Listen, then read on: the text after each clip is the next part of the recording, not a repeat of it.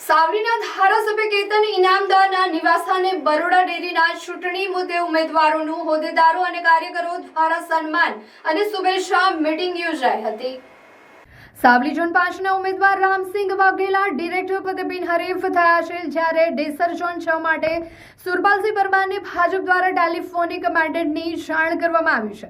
ત્યારે સાવલીના ધારાસભ્ય કેતન ઇનામદારના નિવાસસ્થાને બરોડા ડેરીના ચૂંટણી મુદ્દે ઉમેદવારોનું હોદ્દેદારો અને કાર્યકરો દ્વારા સન્માન અને શુભેચ્છા મીટિંગ યોજાઈ હતી।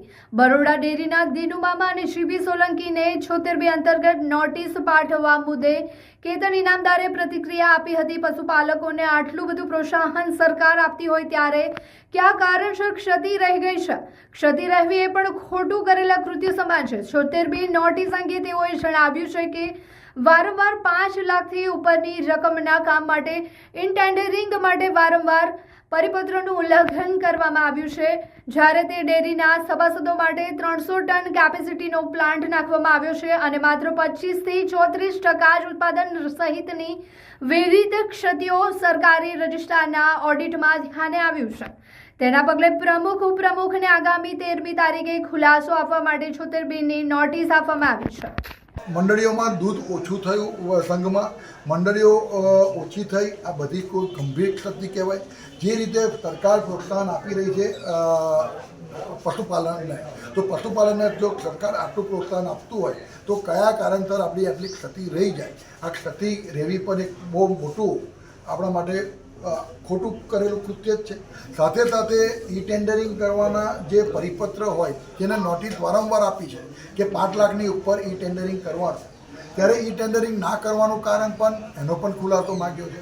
300 મેટ્રિક ટનનો દાણનો પ્લાન્ટ, 300 મેટ્રિક ટનનો દાણના પ્લાન્ટની અંદર જ્યારે આપણે પ્લાન્ટ નાખ્યો ત્યારે 300 મેટ્રિક ટન સુધીની ક્ષમતાવાળો પ્લાન્ટ નાખ્યો છે અને દાણ એટલે પશુઓનો આહાર છે અને બરોડા ડેરી પશુઓનો આહાર પૂરતો પહોંચાડી શકે, સારા ભાવમાં આપી શકે, પોષણક્ષમ ભાવમાં સારી રીતે એનો વપરાશ કરી શકે, આ બધા જ હેતુસર જ્યારે આ પ્લાન્ટ નાખ્યો અને એ પ્લાન્ટની અંદર તમે જુઓ છો તો એમનો 25%, 24%, 34% નો પ્લાન્ટ હજુ એમને ચલાવ્યો છે। એટલે પ્લાન્ટમાં પૂરતું પ્રોડક્શન મળતું નથી, તો એમ ના મળવાનું કારણ શું? આ બધી ક્ષતિઓ જે દેખાઈ છે એના ખુલાસા 13મીએ બરોડા ડેરીના પ્રમુખ અને ઉપપ્રમુખ અને એમડી આપશે। હું વિશ્વાસ રાખું છું કે ક્ષતિ ના રહે અને કદાચ પુરાવા એ લોકો વ્યવસ્થિત આપે, પણ હું માનું છું ત્યાં સુધી જો કોઈ પ્રકારની ગંભીર ભૂલો કરી હશે તો એનું પરિણામ ભોગવવાની તૈયારી રાખે અને પરિણામ તો આપણે સૌને ખબર છે। અને સાથે સાથે અગાઉ આ જે બોર્ડે કોઈ પણ નિર્ણયો ખોટા કર્યા હશે તો એ નિર્ણયો ખોટા કર્યા હશે અને સંસ્થાને, મંડળીને કે પશુપાલકને એનું અહિત કર્યું હશે તો એનું પણ પરિણામ ભોગવવાની તૈયારી રાખી આ 76Bની નોટિસ મેસેજ છે।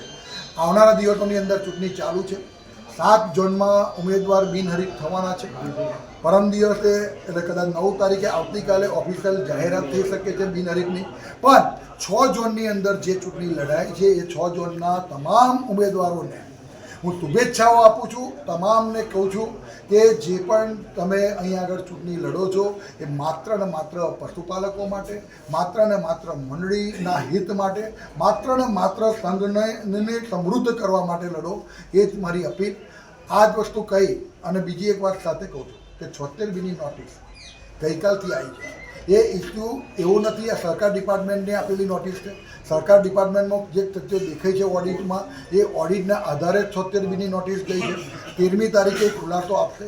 13મીના ખુલાસામાં એમનું ખુલાસો વ્યવસ્થિત કદાચ કોઈ કારણોસર કંઈક હોઈ શકે તો એના પછીનો નિર્ણય લેવાશે, પણ જે ક્ષતિઓ રહી છે એ ક્ષતિઓમાં જો ખુલાસો આપવામાં જે ચૂક કરશે તે કદાચ એ ક્ષતિ જ રહી જશે તો 100% એ એનું પરિણામ ભોગવશે। આવનારા દિવસો માટે તમામ ઉમેદવારોને મારી શુભેચ્છાઓ।